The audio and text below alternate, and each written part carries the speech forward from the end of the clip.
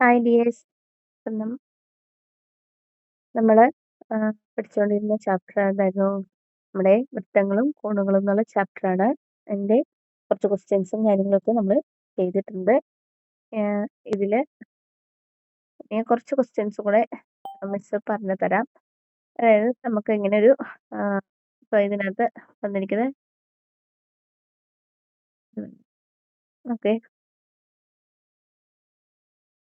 ഇതൊക്കെ ക്വസ്റ്റ്യൻ എന്ന് വെച്ചാൽ ജസ്റ്റ് സിമ്പിൾ ക്വസ്റ്റ്യൻസ് ആണ്. ഇപ്പൊ കണ്ടില്ലേ ചിത്രത്തിൽ ആംഗിൾ പിയും ആംഗിൾ എസും ഇത് തമ്മിൽ കൂടുമ്പോൾ എത്രയാണ് കിട്ടുന്നത് എന്നാണ് ചോദിച്ചിരിക്കുന്നത്.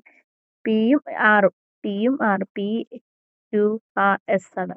അപ്പൊ പിയും ആറും പിയുടെ നേരെ ഓപ്പോസിറ്റ് ആംഗിൾ ആണ് ഇത് തമ്മിൽ കൂട്ടുമ്പോൾ നമുക്കറിയാം 150 കിട്ടുന്നത്. ഇത് തമ്മിൽ കൂട്ടുമ്പോൾ 150 കിട്ടുന്നു. അപ്പൊ ഇതിനകത്ത് അടുത്തൊരു ക്വസ്റ്റ്യൻ നമുക്ക് തന്നിരിക്കുന്നത് ചിത്രത്തില് ആംഗിൾ പി ഇസിക്കൽ ടു 60 ഡിഗ്രിയും R is equal to angle P തന്നിട്ടുണ്ട്, 60 ഡിഗ്രി എന്ന് തന്നിട്ടുണ്ട്, ആംഗിൾ ക്യൂ 110 തന്നിട്ടുണ്ട്. അപ്പൊ അങ്ങനെയാണെങ്കിൽ ആംഗിൾ ആറും എസും കണ്ടുപിടിക്കണം. അപ്പൊ ഡിയേഴ്സ്, നമ്മുടെ ക്വസ്റ്റ്യൻ എങ്ങനെയാണ് നമ്മുടെ ഒരു ആംഗിൾ തന്നിട്ടുണ്ട്, ആംഗിൾ പി തന്നിട്ടുണ്ട്, ആംഗിൾ 60 ഡിഗ്രി എന്ന് തന്നിട്ടുണ്ട്, ക്യൂ തന്നിട്ടുണ്ട് 110. അപ്പൊ നമുക്ക് എസും ആറും കണ്ടുപിടിക്കണം. നമ്മുടെ എന്താണ് ഇത് തന്നിരിക്കുന്നത്? വൃത്തമാണ്. ഏതാണ് വൃത്തം? ഇത് വൃത്തമാണ്. വൃത്തത്തിനകത്ത് എന്താ ഒരു ചതുർഭുജമാണ് വന്നിരിക്കുന്നത്. കണ്ടില്ലേ? 4 മൂലയും ഇത് കണ്ടില്ലേ? ഒരു മൂല വൃത്തത്തിൽ തൊട്ടിരിക്കുന്നു, ഇവിടെയും വൃത്തത്തിൽ തൊടുന്നു, ഇവിടെയും ഇതും വൃത്തത്തിൽ തൊട്ടിരിക്കുന്നു. അപ്പൊ 4 മൂലയും വൃത്തത്തിനകത്ത് തൊട്ടിരിക്കുന്നതാണ്. അപ്പൊ അതുകൊണ്ട് ഇതാണ് ചക്രീയ ചതുർഭുജമാണ്. എന്താണ് ചക്രീയ ചതുർഭുജം? ചക്രീയ ചതുർഭുജമാണ്. അപ്പൊ ഇവിടെ എന്താണ് പ്രത്യേകത? ചക്രീയ ചതുർഭുജമാണെങ്കിൽ അതിന്റെ എതിർകോണുകൾ കൂട്ടുമ്പോൾ 180 കിട്ടുന്നു. ഇപ്പൊ നമ്മൾ ആംഗിൾ എസും ആംഗിൾ ക്യൂവും തമ്മിൽ കൂട്ടുമ്പോൾ നമുക്ക് എത്ര കിട്ടുന്നു? 180 കിട്ടുന്നു. ആംഗിൾ എസും ക്യൂവും തമ്മിൽ കൂട്ടുമ്പോൾ 180 കിട്ടുന്നു. നമുക്ക് ആംഗിൾ എസ് കണ്ടുപിടിക്കണം. Angle S is equal to 180 minus 110 കിട്ടും. 180 110 കുറയ്ക്കുക. ആംഗിൾ എസ് എന്ന് പറഞ്ഞാൽ 180 മൈനസ് 110. 110 എന്ന് പറഞ്ഞാൽ ആംഗിൾ ക്യൂ ആണല്ലോ. അപ്പോൾ എസ് എത്രയാണ്? ഈക്വൽ ടു എത്ര കിട്ടും? 180 110 കുറയ്ക്കുമ്പോൾ 70 കിട്ടും. നമ്മുടെ എസ് ഇവിടെ എത്ര കിട്ടും? 70 എന്ന് കിട്ടി. ഇനി നമുക്ക് എന്ത് ചെയ്യണം? ഇതേപോലെ തന്നെ ഇത് കണ്ടുപിടിക്കണം അല്ലേ? ഇത് രണ്ടും കൂടെ കൂട്ടുമ്പോൾ 180 കിട്ടുന്നു. 180 150 60 കുറയ്ക്കുക. 60 കുറയ്ക്കുമ്പോൾ എത്ര കിട്ടും? 120 കിട്ടും. 120 60 കുറയ്ക്കുമ്പോൾ കിട്ടുന്നതായിരിക്കും. അപ്പൊ ഇവിടെ എത്രയാ? 120 ഡിഗ്രി വരും. ഓക്കെ, ഈ ക്വസ്റ്റ്യൻ ഇങ്ങനെയാണ് ചെയ്യുന്നത്. ഇത് നമുക്ക് ഇവിടെ തന്നിരിക്കുന്ന എല്ലാ ക്വസ്റ്റ്യൻസും ആ ഒരു മോഡലിൽ തന്നെയാണ് ചെയ്യുന്നത്. ഇവിടെ അടുത്ത ക്വസ്റ്റ്യൻ കണ്ടില്ലേ? ആംഗിൾ ബിയും ആംഗിൾ സിയും കണ്ടുപിടിക്കാൻ. അപ്പൊ ഇവിടുത്തെ ഒരു ആംഗിൾ തന്നിട്ടുണ്ട്. എത്രയാ? 55. ഇത് 55 അങ്ങനെയാണെങ്കിൽ ഇതിന് നേരെ ഓപ്പോസിറ്റ് ഏതാന്ന് നോക്കുക. ഇതാണ് നേരെ ഓപ്പോസിറ്റ്. കണ്ടില്ലേ? ഈ വികരണം വരയ്ക്കൂലേ? അതാണ് ഓപ്പോസിറ്റ് ആംഗിൾ വരുന്നത്. ആംഗിൾ സി എത്രയായിരിക്കും വരുന്നത്? 55 ആണെങ്കിൽ ആംഗിൾ സി എത്രയാണ് വരുന്നത്? 125 ഡിഗ്രി എന്ന് വരും ആംഗിൾ സി. പിന്നെ എന്താണ്? ആംഗിൾ ബി കണ്ടുപിടിക്കണം. ആംഗിൾ ബി ഈക്വൽ ടു എത്രയാണ്? 75 105 എന്ന് വരും. 105 അങ്ങനെ വരുന്നത് 180 നിന്ന് 75 കുറയ്ക്കുമ്പോൾ 150 നിന്ന് 75 കുറയ്ക്കുമ്പോൾ എത്ര കിട്ടുന്നത്? 105 എന്ന് കിട്ടും. അതിന്റെ അർത്ഥം എന്താണ്? ചക്രീയ ചതുർഭുജത്തിന്റെ ഈ ഒരു പോയിന്റ് കൃത്യമായിട്ട് ഓർത്തിരിക്കുക. ചക്രീയ ചതുർഭുജത്തിന്റെ എതിർകോണുകൾ അനുപൂരകമാണ്. അനുപൂരകം എന്ന് പറഞ്ഞാൽ അർത്ഥം എന്താ? രണ്ടും കൂടെ കൂട്ടുമ്പോൾ 180 കിട്ടുന്നു. അതാണ് അനുപൂരകം. അടുത്തൊരു ക്വസ്റ്റ്യൻ. ഇപ്പൊ നമ്മള് അടുത്തൊരു ക്വസ്റ്റ്യൻ തന്നിരിക്കുകയാണ്. ചിത്രത്തിൽ angle A is equal to 70 degree, angle D is equal to 100 degree ആയാൽ D P Q, A Q P, D P C, P Q B പിന്നെ എന്താണ് ആംഗിൾ ബി, ആംഗിൾ സി എന്നിവ കാണുക. കുറേ കാര്യമുണ്ടല്ലോ കാണാൻ. നമുക്ക് ആദ്യം ചിത്രം ഒന്ന് സൂക്ഷിച്ചു നോക്കാം. ഓക്കെ, അപ്പൊ എന്തൊക്കെയാ കണ്ടുപിടിക്കാൻ പറഞ്ഞിരിക്കുന്നത്? ആംഗിൾ എ തന്നിട്ടുണ്ട്, ഇത് രണ്ടും തന്നിട്ടുണ്ട്, ആംഗിൾ എയും ഡിയും. നമുക്ക് എന്താ വേണ്ടേ? D P Q. D P Q എവിടെയാണ്? ഡി ഇതാണ്, പി ഏതാണ്? ഇതാണ് P, Q. D P Q ഇത് കണ്ടുപിടിക്കണം. പിന്നെ എന്താണ് വേണ്ടേ? A Q P. A Q P എന്ന് പറഞ്ഞാൽ ഇത്. ഇത് കണ്ടുപിടിക്കണം, ഇത് കണ്ടുപിടിക്കണം. പിന്നെ എന്താണ്? Q P C. Q P C ഇത് കണ്ടുപിടിക്കണം. പിന്നെ അതുപോലെ തന്നെ പി ക്യു ബിയും കണ്ടുപിടിക്കണം. പിന്നെ ബിയും സിയും. ചുരുക്കം പറഞ്ഞാൽ ഇതിന്റെ ഈ രണ്ട് ആംഗിൾ അറിയാം, ഈ ആംഗിൾസ് എല്ലാം കണ്ടുപിടിക്കണം. പഠിക്കാൻ പറ്റൂലേ? വളരെ വളരെ വളരെ വളരെ എളുപ്പമാണ്, നല്ല എളുപ്പമാണ്. നമ്മൾ പഠിച്ചല്ലോ, ചക്രീയ ചതുർഭുജത്തിന് എതിർകോണുകൾ അനുപൂരകമാണെന്ന് നമ്മൾ ഓൾറെഡി പഠിച്ച കാര്യമാണ്. ഇവിടെ നോക്കുമ്പോൾ തന്നെ നമുക്കറിയാം, ഇവിടെ ഒരു സർക്കിള്, ഓക്കെ, ഇവിടെ ഒരു സർക്കിള് എന്ത് ചെയ്ത് വെക്കുന്നു? അതിൽ തന്നെ വേറൊരു സർക്കിള്,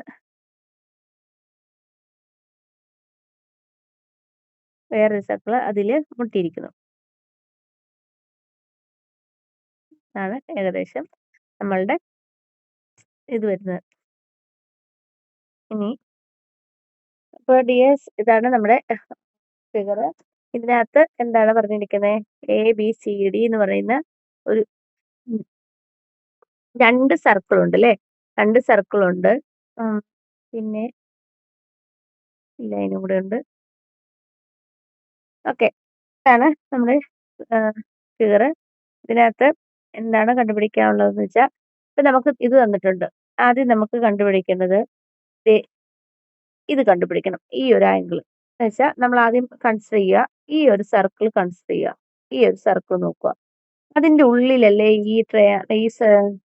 റെക്റ്റാങ്കിൾ ഉള്ള ഈ ചതുർഭുജം ഉള്ളത്. ഈ ഒരു വൃത്തത്തിന്റെ ഉള്ളിലാണ് ഈ ഒരു ചതുർഭുജം അല്ലേ? കണ്ടില്ലേ? കാണുമ്പോൾ തന്നെ നമുക്ക് മനസ്സിലാവുന്നുണ്ട്. ഇങ്ങനെ വരച്ചൊന്ന് നോക്കുമ്പോൾ നമുക്ക് മനസ്സിലാവുന്നു. ഇത് ഇങ്ങനെ സെപ്പറേറ്റ് വേറൊരു കളർ വെച്ച് കൊടുത്തപ്പോൾ മനസ്സിലായി. അപ്പൊ ഇത് 100 ആണെങ്കിൽ ഇതിന്റെ നേരെ ഓപ്പോസിറ്റ് എത്രയായിരിക്കും? ഇത് 80 ആയിരിക്കൂലേ? ഇത് 70 ആണെങ്കിൽ ഇതിന്റെ നേരെ ഓപ്പോസിറ്റ് എത്രയായിരിക്കും? 110 അല്ലേ? കാരണം ഇത് തമ്മിൽ കൂട്ടുമ്പോൾ എത്രയാണ്? 180 ആണ് കിട്ടേണ്ടത്. അപ്പൊ അത് ഓക്കെ അല്ലേ? അപ്പൊ അത് അങ്ങനെ തന്നെ വന്നു. എന്നിട്ട് എന്ത് ചെയ്യാം? ഇനി അടുത്ത ഒരു ഇതെന്ന് വെച്ചാൽ, അടുത്ത് നോക്കേണ്ടത് നമ്മള് ഈ ഒരു ലൈൻ നോക്കിക്കേ. ഈ ഒരു ലൈൻ ഇങ്ങനെ വന്നു കഴിഞ്ഞാൽ എന്താണ്? ഒരു രേഖീയ ജോഡിയിലെ കോണുകളല്ലേ? എന്ന് വെച്ചാൽ ഇതും കൂടെ കൂട്ടുമ്പോൾ എത്ര കിട്ടും? 180 കിട്ടും. കണ്ടില്ലേ? ഇങ്ങനെ വന്നു കഴിഞ്ഞാല് ഇത് ചുറ്റും മൊത്തം ഉള്ള എത്രയാ? നമ്മളുടെ പ്രൊട്ടാക്ടർ പോലെ. ഇത് ടോട്ടൽ എത്രയാണ്? ടോട്ടൽ 180 ആണ്. ഇത് എത്രയാണ്? ഇത് 110 ആണെങ്കിൽ ഇത് എത്രയാണ് വരുന്നത്? 70 ആയിരിക്കും. അപ്പൊ അതുപോലെ തന്നെ ഇവിടെ ഇത് 110 വന്നപ്പോ എന്റെ നേരെ ഓപ്പോസിറ്റ് ഇത് എത്രയായി? 70 ആയി. ഇവിടെ നേരെ അതുപോലെ തന്നെ കണ്ടില്ലേ? ഇതും എത്രയാ? 80 ആണെങ്കിൽ ഇത് 100 ആയിരിക്കും. ഇനി എന്താ നോക്കട്ടെ? നമുക്ക് ഈ രണ്ട് കോൺ കിട്ടണം. ആ ഒരു കോൺ എന്ന് പറഞ്ഞാൽ വീണ്ടും നമ്മൾ എന്താണ് നോക്കേണ്ടത്? ഈ ഒരു സർക്കിൾ നോക്കണം. കണ്ടില്ലേ? ഈ ഒരു സർക്കിളിന്റെ അകത്തുള്ള ഒരു ചക്രീയ ചതുർഭുജമാണ് ഇത് അല്ലെ? ഏത് സർക്കിളാണ്? ഈ ഒരു സർക്കിളിന്റെ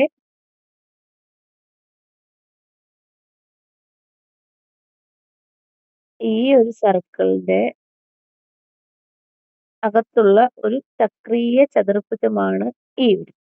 അപ്പൊ അതിന്റെ ഇത് 70 ആണെങ്കിൽ ഇതിന്റെ നേരെ ഓപ്പോസിറ്റ് എത്രയായിരിക്കും? 110. ഇത് 100 ആണെങ്കിൽ ഇതിന്റെ നേരെ ഓപ്പോസിറ്റ് എത്രയായിരിക്കും? 80. അപ്പൊ നമ്മളോട് ഇങ്ങനെയും കൂടെ ക്വസ്റ്റ്യൻ വരും കേട്ടോ. അപ്പൊ നമ്മളോട് ഇങ്ങനെയും ക്വസ്റ്റ്യൻ ചോദിക്കും. ഇപ്പൊ ഈ ഒരു ചിത്രം എടുത്താല് ഇത് ചക്രീയമാണ്, ഈ ഒരു ഇതിനകത്തുള്ള ഇത് ചക്രീയമാണ്, അതുപോലെ തന്നെ ഇതും ചക്രീയമാണ് അല്ലെ? അപ്പൊ ഇത് നമുക്ക് കാണുമ്പോൾ തന്നെ നമുക്ക് മനസ്സിലാവുന്നുണ്ട് രണ്ടും ചക്രീയ ചതുർഭുജമാണെന്ന്. ഓക്കെ, എങ്ങനെയും ക്വസ്റ്റ്യൻ ചോദിക്കും. ഈ ലാസ്റ്റത്തെ പി ക്യു ബി സി കണ്ടോ? ബി ക്യു ബി സി ഒരു ഇതുപോലെ കുറേ വൃത്തം വരച്ചാലും ദേ ഇങ്ങനെ വൃത്തങ്ങൾ 2, 3 ഒന്നിച്ച് വരാറുണ്ട്. എന്നിട്ട് ലാസ്റ്റത്തെ ഈ ഒരു ഏഹ്, ഈ ഒരു വൃത്തത്തിൽ വരുന്ന ആ ഒരു ചതുർഭുജം ചക്രീയമാണെന്ന് പ്രൂവ് ചെയ്യാൻ വരാറുണ്ട്. ഒരെണ്ണം തന്നിട്ട്. അപ്പൊ അവിടെ എന്താണ് നമ്മൾ നോക്കേണ്ടത്? ഇവിടെ നോക്കിക്കേ, ഇതിങ്ങനെ എടുത്താല് ഇതിന്റെ നേരെ ഓപ്പോസിറ്റ് വന്നാല് ഇത് 100 ആണെങ്കിൽ അതിന്റെ നേരെ ഓപ്പോസിറ്റ് എത്രയാ വരുന്നത്? 80.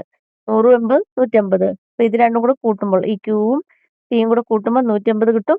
ഈ പി എന്ന ആംഗിളും ബി എന്ന ആംഗിളും കൂടെ കൂട്ടുമ്പോൾ 180 കിട്ടും. അപ്പൊ ഇത് ചക്രീയമാണ്.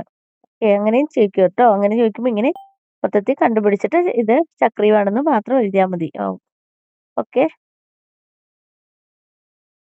ഐഡിയേഴ്സ്. പിന്നെ നമ്മുടെ അടുത്തൊരു ക്വസ്റ്റ്യൻ എന്താ വെച്ചാൽ ഇച്ചിരി ബുദ്ധിമുട്ടെന്ന് തോന്നും, പക്ഷെ ബുദ്ധിമുട്ടൊന്നും ഇല്ല കേട്ടോ. ഈ ഒരു ക്വസ്റ്റ്യൻ നമുക്ക് നോക്കാം. ചിത്രത്തിൽ പി ക്യു വൃത്തത്തിന്റെ വ്യാസമാണ്. നമ്മൾ ആദ്യം നോക്കുന്നേ പി ക്യു. ഏതാണ് പി ക്യു? ഇതാണ് പി ക്യു അല്ലെ? പി ക്യു വൃത്തത്തിന്റെ വ്യാസമാണ്.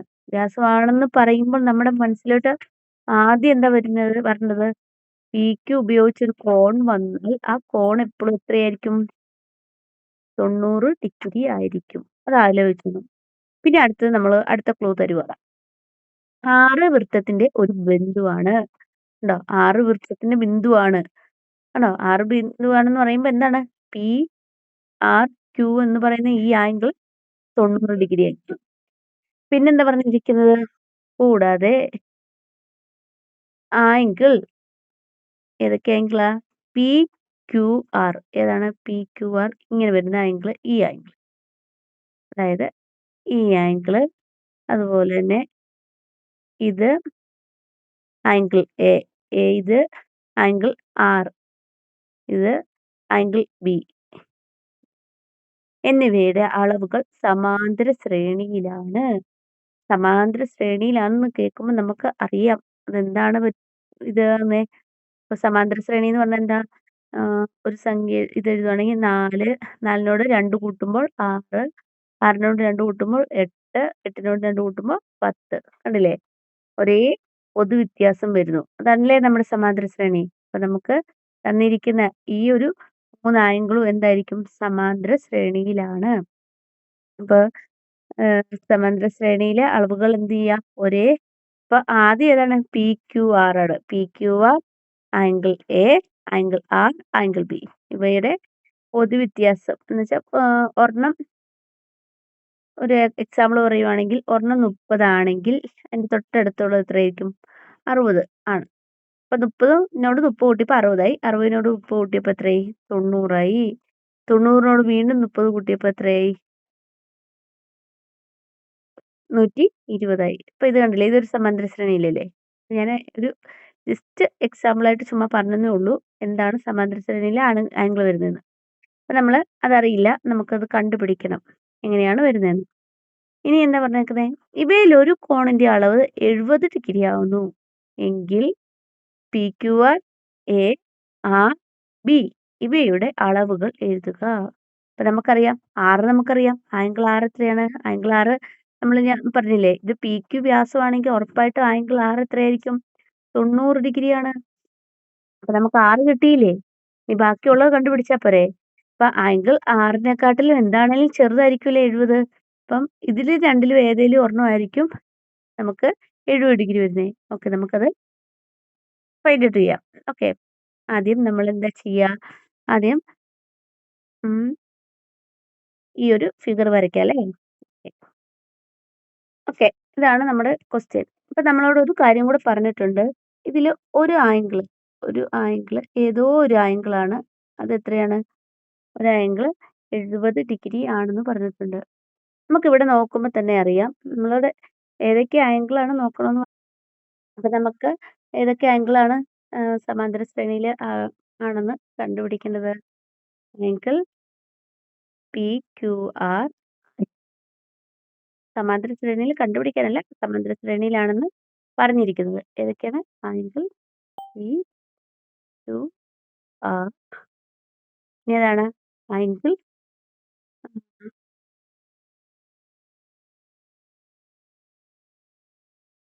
Angle A, angle angle E. ഈ 4 ആംഗിളാ. അപ്പൊ ഇവിടെ നോക്കുമ്പോൾ തന്നെ ഞാൻ പറഞ്ഞു ഇത് എത്രയാണ്? ഇത് 90 ഡിഗ്രിയാണ്. പിന്നെ എന്താണ്? നമ്മുടെ ഈ ആംഗിൾ ഇതിപ്പം നമ്മുടെ വ്യാസമാണ്. വ്യാസത്തിന്റെ വൃത്തത്തിനുള്ളിലാണെങ്കിൽ എത്രയായിരിക്കും? 90ൽ കൂടുതലായിരിക്കും. വൃത്തത്തിന് പുറത്താണെങ്കിലോ 90ൽ കുറവായിരിക്കും. അപ്പൊ ഈ ആംഗിൾ എന്താണ്? വൃത്തത്തിന്റെ പുറത്താണ്. വൃത്തത്തിന്റെ പുറത്തായതുകൊണ്ട് തന്നെ നമുക്കതിന് എത്ര കൊടുക്കാം? 70 എന്ന് കൊടുക്കാം. വൃത്തത്തിന്റെ പുറത്തായതുകൊണ്ട് 70 ഡിഗ്രി ആണെന്ന് നമുക്ക് അത് കൊടുക്കുക. നമ്മൾ എന്ത് ചെയ്യുക? നമുക്ക് അറിയാം angle A is equal to 70. Angle A is equal to 70. Angle P Q R is equal to angle R is equal to 90. Angle R is equal to 90.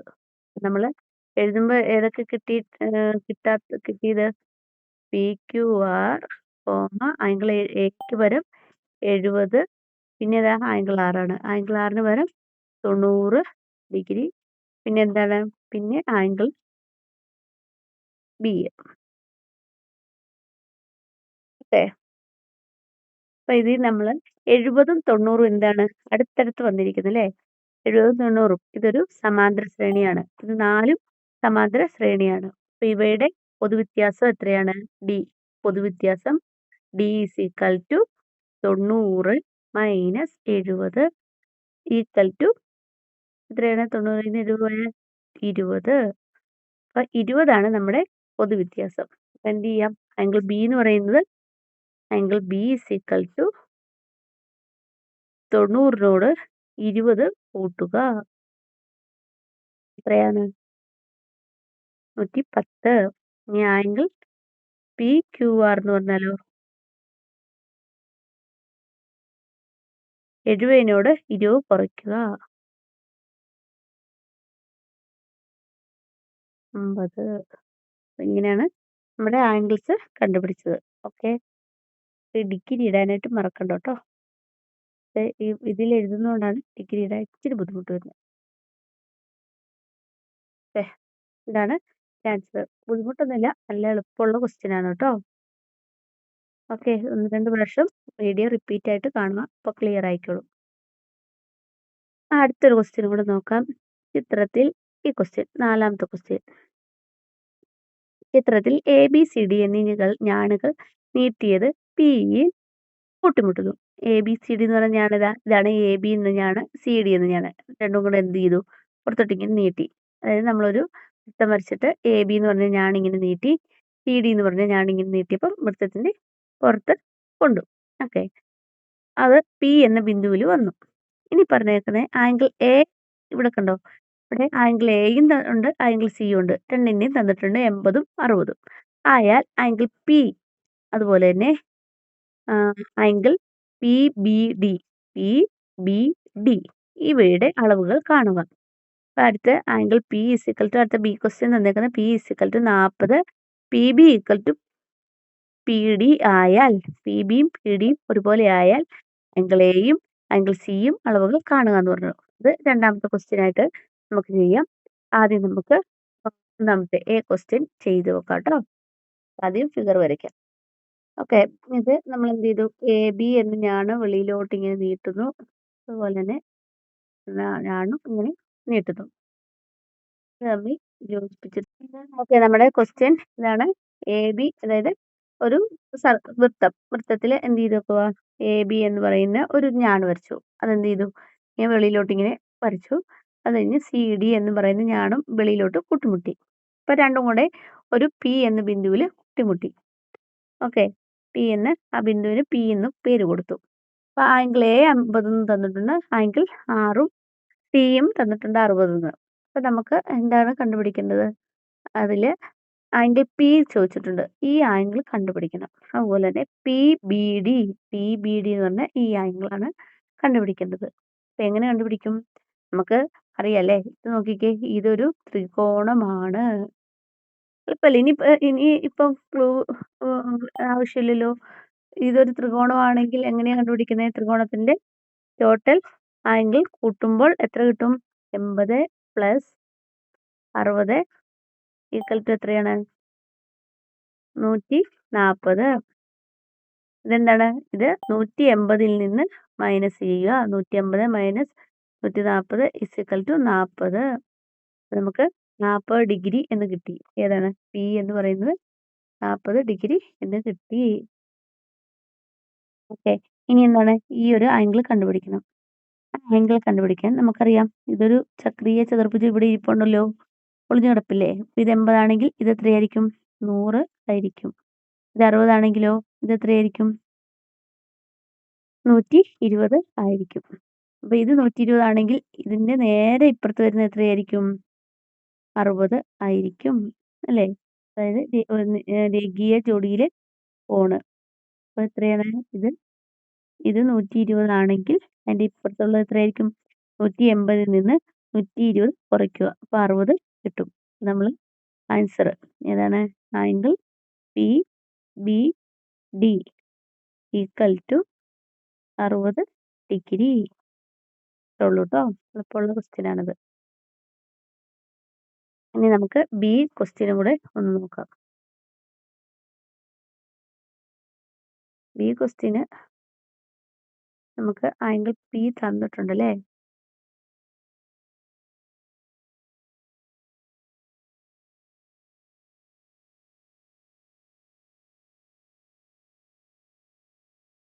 Okay, ഇനി അടുത്തതെന്ന് പറഞ്ഞാൽ നമുക്ക് തന്നേക്കുന്ന ആംഗിൾ പി ഇവിടെ എത്രയാണ്? ഇവിടെ 40 ഡിഗ്രിയും തന്നിട്ടുണ്ട്. P B equal to P D ആണെന്ന് തന്നു. പി ബി എന്ന് പറഞ്ഞാൽ ഇതാ ഇവിടെ തൊട്ട് ഇത് രണ്ടും ഈക്വൽ ആണ്.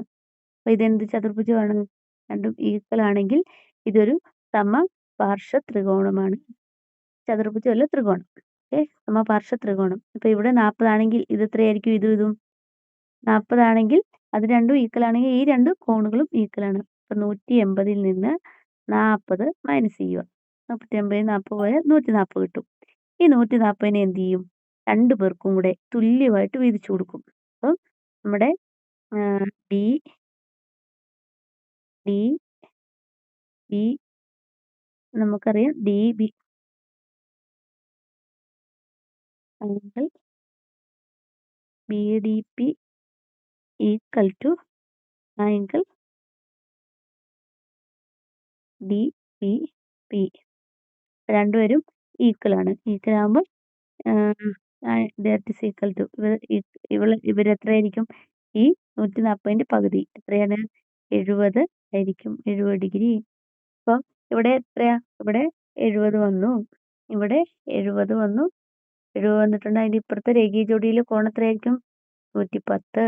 ഇവിടെ 70 ആണെങ്കിൽ ഇത് എത്രയായിരിക്കും? ഇതും 110. ഇതിന് നേരെ ഓപ്പോസിറ്റ് ഉള്ളത് എത്രയാ? 70. ഇതിന്റെ നേരെ ഓപ്പോസിറ്റും ഇതും 70 ഡിഗ്രി ആണ്. അപ്പം angle A is equal to 70 degree. Angle P equal to അതും 70 ഡിഗ്രി. ഓക്കെ, ഇതുള്ളൂ. അപ്പൊ എല്ലാവരും നന്നായിട്ട് വീഡിയോ കാണുക. നന്നായിട്ട് 2-3 പ്രാവശ്യമായിട്ട് വീഡിയോ കാണുക. ഓക്കെ, അപ്പം നന്നായിട്ട് തന്നെ ക്ലിയർ ആയിക്കോളും. എന്തെങ്കിലും ഡൗട്ട് ഉണ്ടെങ്കിൽ മിസ്സിനോട് ചോദിക്കുക. Okay, bye. Thank U.